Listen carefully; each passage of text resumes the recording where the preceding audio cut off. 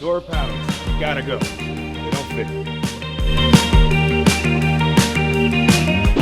All right, it is officially time to get a roll cage in this car, which, as you guys know, we've been planning on getting this thing caged for a while, and we've had a smidge bit of problems trying to get it organized. Today's officially the day that we're dropping this car off. We just spent the past, what is it, like 3 days, 4 days of taking everything out of this car, which has been beyond a headache. Why couldn't it just been unplug one, unplug the other? Problem solved. Working on cars is fun. I'm having fun. But we still have some stuff to take out, but I'm gonna leave that to the professionals as I don't trust myself with wiring harnesses. I'm not gonna bore you guys or drag you through the mud on that one, so I'll just meet you guys in Orlando. All right, Future Zach jumping in here. I usually do this like segment much later in the videos, but today, unfortunately, we don't really have a choice. So, so after dropping the car off at Willys Shop, we got to go and check out the whole facility, which was really cool to see. I like to tell people sometimes is like, dude, you gotta crash your car. Yeah.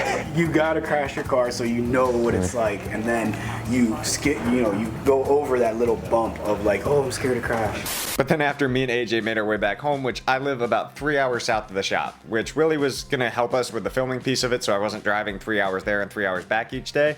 But I just got the footage, and we only have about 2 minutes and 50 seconds of raw, unedited clips. So bear with me, you might see some repeat stuff while we go through this. But I promise this whole thing is actually super interesting. Now, I partnered with Cage Kits on this to have the roll cage installed because they make the best cages you can possibly get. I mean, they are absolutely insane. The roll cage was supposed to go in January, but it kind of got delayed each time for the install process. And then we were left with a legitimately 2-week window to get this roll cage in. So we were keeping our fingers crossed that nothing went wrong, but thankfully Cage Kits makes the simplest cage you could possibly install. Genuinely, I am not the brightest candle on the cake, and I could figure it out. I just would need to learn how to weld. Because the way Cage Kits works, if you go on their website, you could see they 3D scan every single car that you'd want to put a roll cage into. Because of that process, they can go in and map out how to custom make a roll cage for specific vehicles. And it's not like they just send you kind of like a blanket statement. They send you exact cutouts of tubes and where to place said tubes by marking them. It's like giant Legos. So getting a roll cage in with them is very simple, and their cages are extremely durable.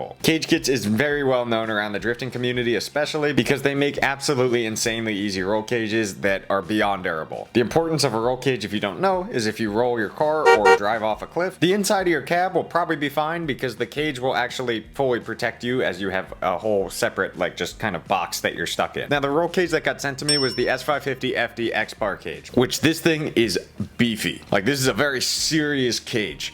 FIA bars, you see that? Watch out, don't trip there. So trust when I say that if I end up rolling off a cliff, the cage will definitely come in very handy, that's for sure. Now, the main reason we went with a welding cage is because, number one, it's required. Number two, the bolting cages are not nearly as safe as something like a Cage Kits roll cage where you have to weld it into the actual car. Because when you do bolting cages, not only are the tubings not as durable, but also bolts can come loose, and it's a whole disaster waiting to happen. Cage Kits, you weld the thing together and it's not budging at all, especially if you weld it properly, which Willie is a professional at this, which made the whole process feel a lot more comfortable. But anyways, Willie and his team went in and mapped out the whole car. They removed the front and back windshield, they removed the whole dash, and then they just started tap welding all the bars together that were pre-labeled of where they're supposed to go, and the cage eventually was starting to look like an actual roll cage. And then they finally went in with the final touches and just kind of welded the whole thing together, which came out absolutely spectacular. But since we were on a time crunch, we had no time to paint the car or make it look pretty, so we took delivery of the car and it was off to round 2, which eventually we'll get to painting the roll cage. We actually already did, but you guys will see that in a later video. But overall, the process of installing a roll cage is